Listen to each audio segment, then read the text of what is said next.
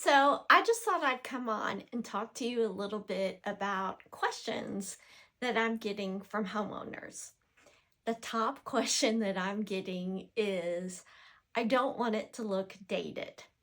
Well, if this is your forever house or you're going to be there 10 years or longer, and I've said this many times before, don't worry about the next person that may buy your house because chances are they're not going to like your taste anyway. So you do what you like and don't worry about that next person because let's face it, in a couple of years, we'll be out of whatever is in style right now. Just like 5 years ago, gray and white was the thing for kitchens and homes. Now we're seeing color galore.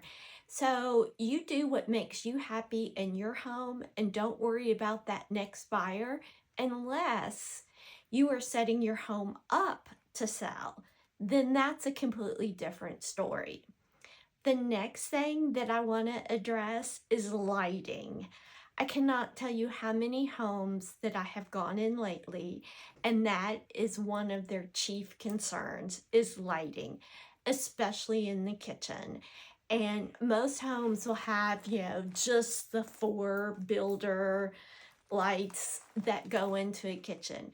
You need so much more. So, when you're starting to think about a refresh or a remodel, you really need to plan out your lighting, especially in the kitchen. And if you're going to repaint your house, now is the time to add in the extra can lights that you will need. Because trust me, 21 years ago when we moved into our home, Rob and I did not think that we were going to need the lighting that we need now. So, yes, we added a ton of can lights in the last 2 years to our home because as we get older, we need more and more light.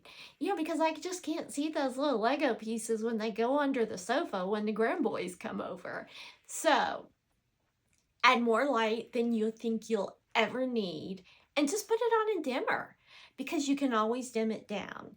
The other thing is make sure that all of your lighting is at the same temperature.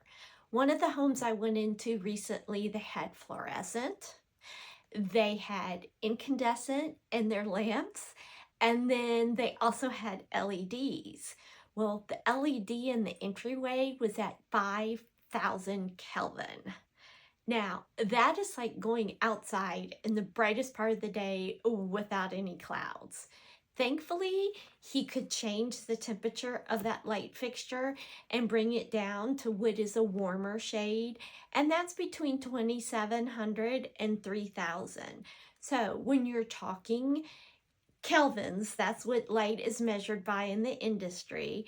You want to look for that range, the 2,700 to 3,000. If you want daylight, and daylight would be used, say, in a garage or maybe even a closet.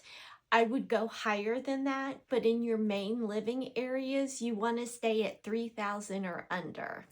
And remember, get lights that say they're dimmable because not all lighting is created equally. Not all bulbs that you buy from the store are created equally. That's why some of those LEDs could be, I don't know, $15, and that's why some could be $5. There's a big difference. Those less expensive ones are going to flicker when you turn them down real low, but the ones that are very good will not flicker. So, those are just my tips that, and questions that I've been asked recently that I wanted to share with you when you're thinking about remodeling on your home.